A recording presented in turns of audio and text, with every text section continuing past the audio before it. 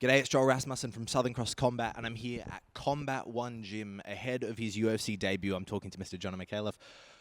Jono, how are you today? How does it feel ahead of the UFC debut? How do those words feel?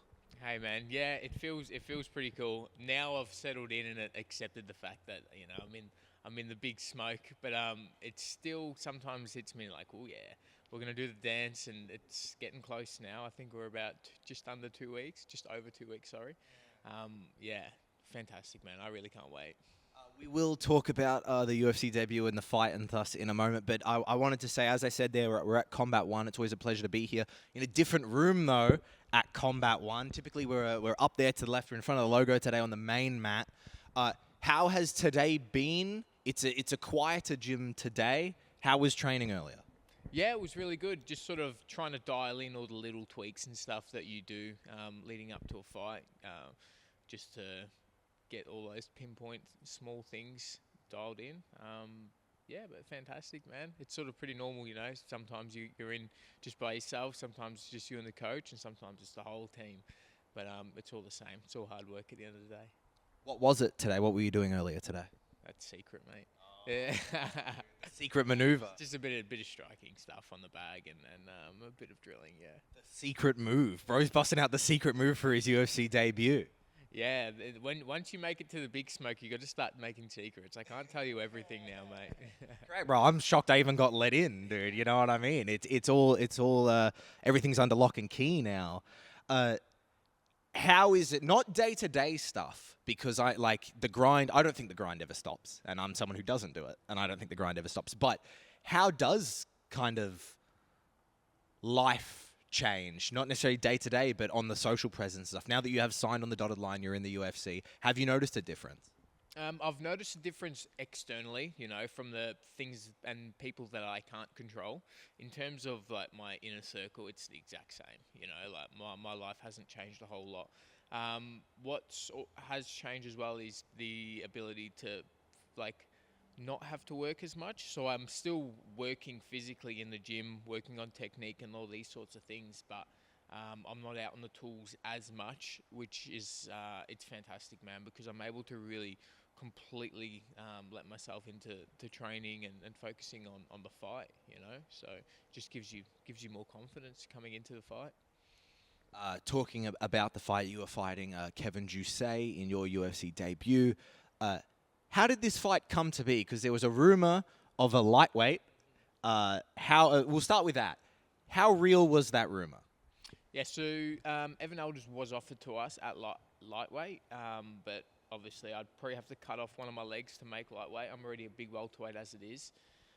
So that was never an option. And I don't know who leaked it, but someone did. And then, you know, everyone jumped on top of that ASAP. But that was never no one was ever signed onto that. So then given I think it was 3 or 4 weeks, we were just waiting, you know, keeping our ears open, trying to look for a fight or anything for Sydney, which was what we were mainly aiming for. And then Kevin Jousset got offered to us, and within a few hours that was signed, and that was a done deal.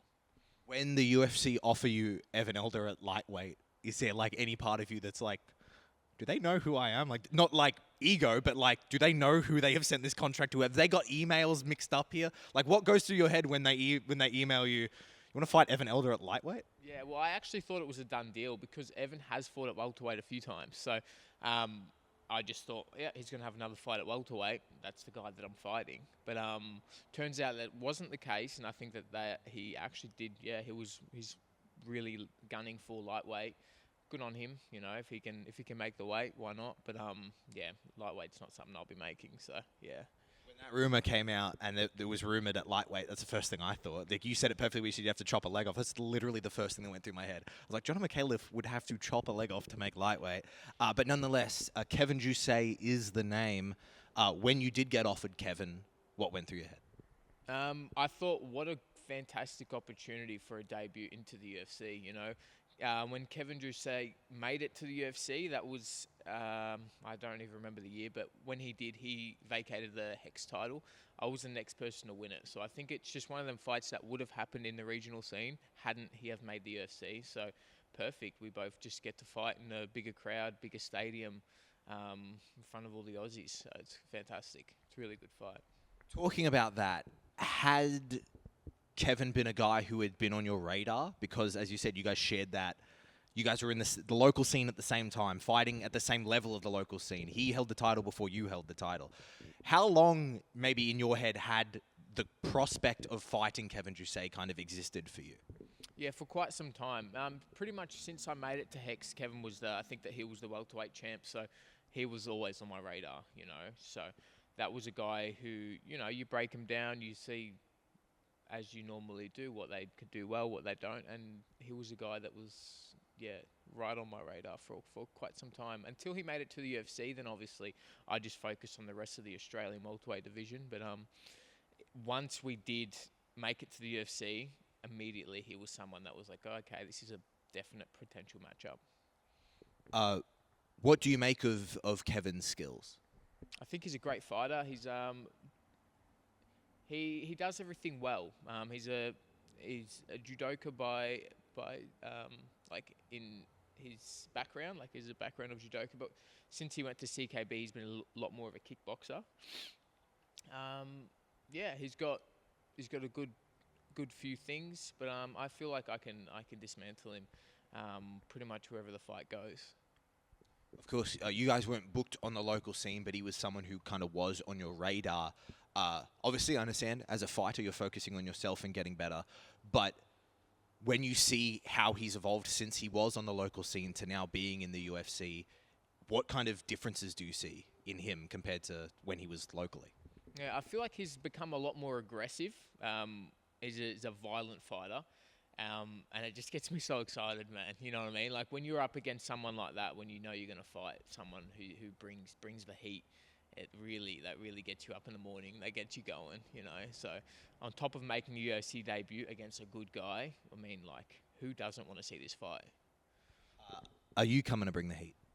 mate? Is that even a question? Yeah, without a doubt. Like I've trained so hard this camp, and fucking since I fought on Contender Series, like well, I've just been grinding, just been getting at it because I know that now I'm in the big show. Now I'm going to be fighting some of the best guys in the world. So yeah, you bet that I'm bringing the heat. You bet I'm coming, and I'm coming for everything. What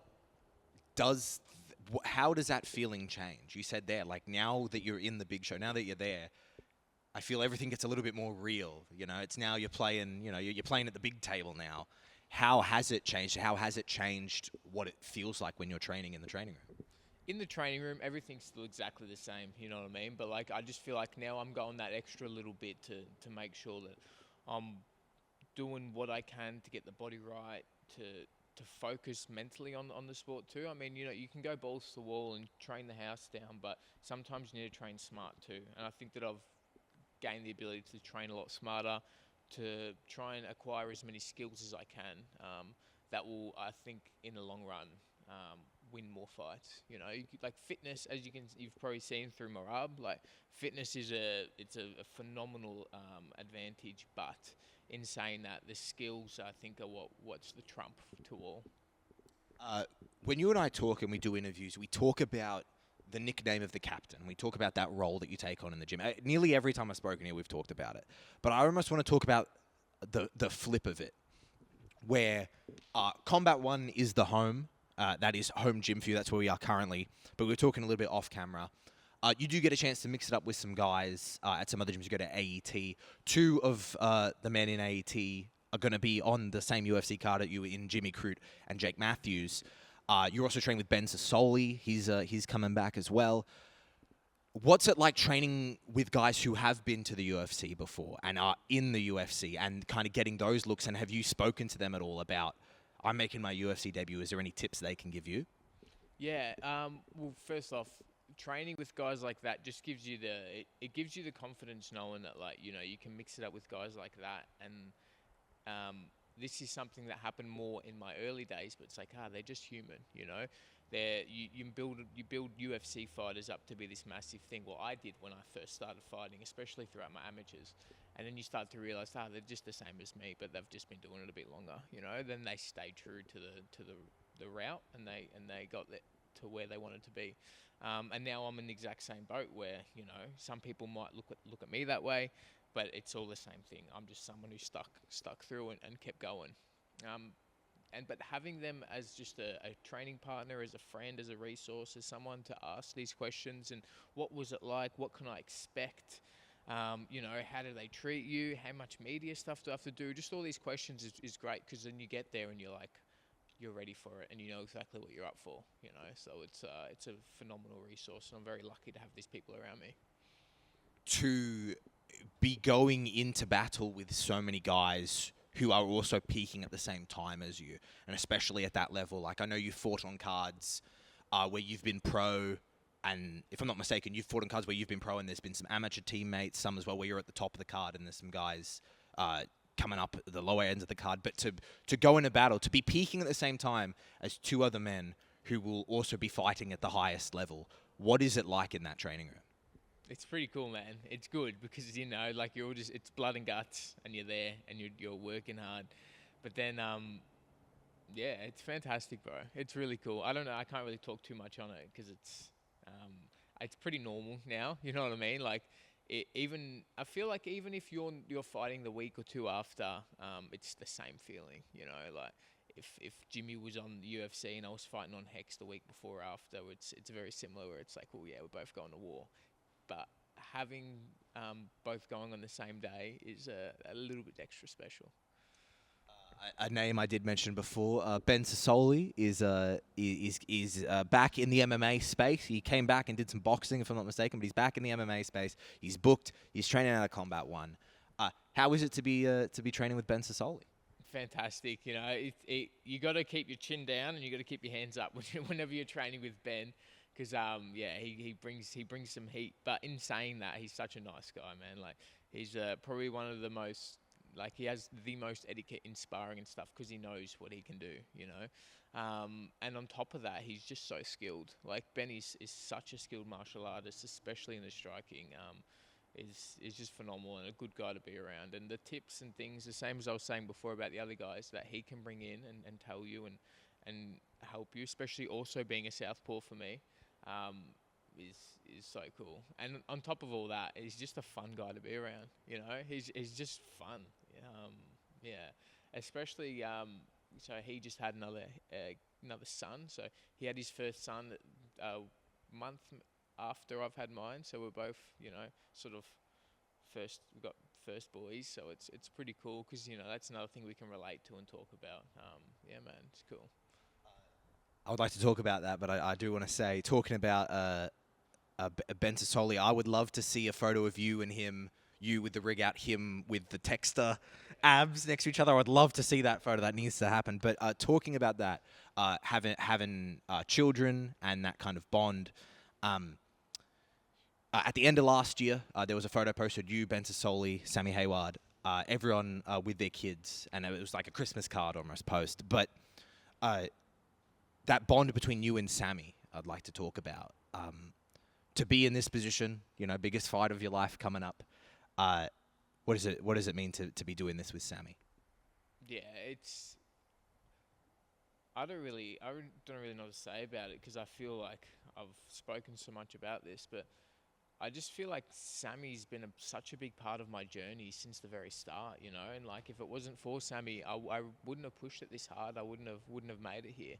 He's helped me so much in cultivating my passion for this sport and my skills and everything from top to bottom. And if it wasn't for him, I really honestly will say that I wouldn't be here. I wouldn't be making my UFC debut in Sydney. Definitely, probably not at all.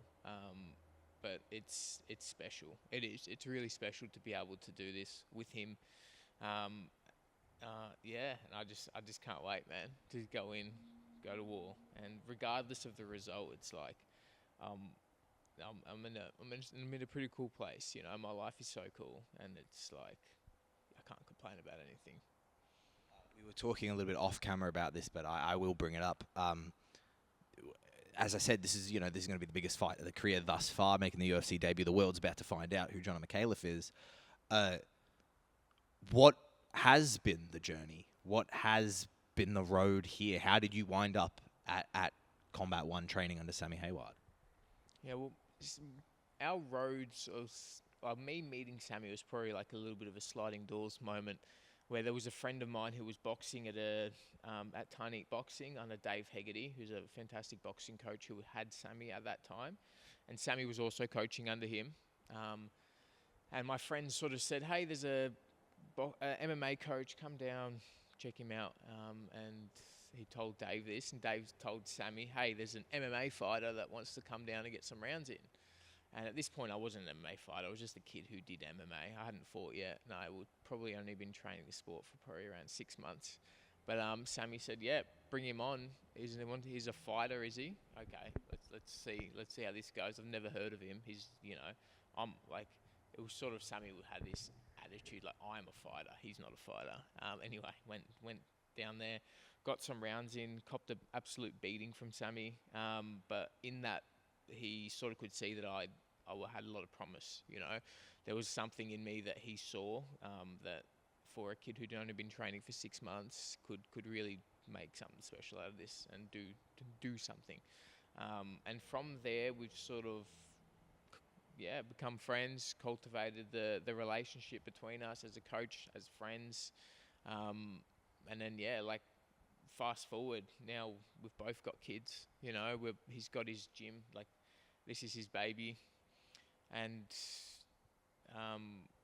we're on the up and up. We've got a fantastic fight team that people from other gyms all throughout Melbourne are looking to get into and asking about and stuff. It's like, he's obviously doing something right, and he has something really special as a coach that not many people have. And we're starting to see that now, especially seeing as Combat One's starting to really take off at all levels. So, yeah, man, it's been a journey. It's been a really cool one too. But we are still just getting started. Like, honestly, Combat One's been open for 2 years. I've only been fighting pro for 2, maybe 3 years now, so it's like we've got a long journey to go, and let's just hope that the journey keeps going up and up. And either way, we're having a good time doing it. Did you think you would be in the position you are? If I talked to you 3 years ago, 4 years ago, and said you'd be making your UFC debut in your home country, would you have believed me? Honestly, I probably wouldn't have. If you were to say this a year ago, yeah, I think that's when I really started to believe in myself and see what I can do. But 3 years ago, I was a kid with very little confidence, even though I had a few amateur belts and, I was doing good things in MMA. But confidence is something that I don't have a lot of. It's something that I build in camps, and it comes as I do the hard work, as you do the hard yards. But I'm not a super confident kid at heart. That's just not who I am, and there's nothing wrong with that. Thank you so much for the time, John. I got 2 more for you. I always appreciate you giving me the time. We've talked about the fight that's coming up. That's the immediate future. Talk about the far future. I'm very fortunate to be talking to you. It is January the 24th. I've now dated this. I have to get this interview out. It's now January 24th, 2025. If I were to speak to you in January 2026, what do you hope your 2025 looks like? I hope to at least get 3 fights and obviously win those 3 fights in the UFC. Maybe a few bonuses, man, but a couple 50K checks. But on top of all this, I just want to enjoy it. I want to have a good time doing it. I want to be a good dad during all this. I want to be a good training partner, help the guys out at the gym. I'm not really giving you a metric that I can really base this off, whether I've had a successful year or not. But other than winning my fights and getting a couple checks, but I want to enjoy my time. Yeah, enjoy my time is a big one. And talking about that time, I don't know if it'll be a time of enjoyment or maybe you're going to hate the next 2 weeks. But as you said, we are 2 and a bit weeks out from your UFC debut. What do the next 2 and a bit weeks look like? Well, thankfully now, majority of the hard work's done, so now we can start to really taper off. As I said earlier, focus on those little details in the fight, and just chip away at those. And enjoy my time. Excellent. I look forward to doing the conversation with you January 2026, and we can talk about 2025. But until then, you're making your UFC debut in Sydney. Jonathan Micallef, it is always a pleasure to talk to you. Thank you so much for the time, brother.